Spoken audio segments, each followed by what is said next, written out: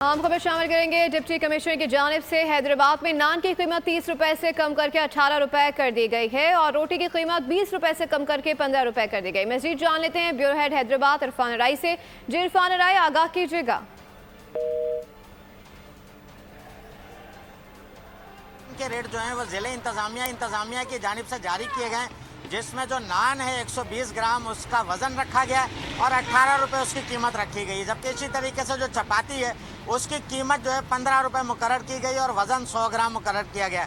हमने हैदराबाद शहर के तंदूरों पर तलाश किया कि कहाँ ये सरकारी निर्णयनामा जो है उस पर अमल किया जा रहा है, तो हमें एक तंदूर मिला है जहाँ पर बाकायदा बैनर लगा हुआ है। जो स्पेशल है वो 29 रुपये की दे रहे हैं, जो 18 रुपये की है ये आम रोटी है जो चलने वाली, जो 30 रुपये की वो स्पेशल है, उसमें 180 ग्राम है, ये 120 ग्राम है। अच्छा, आपने कहा वजन कम है और रोटी सूख जाती है।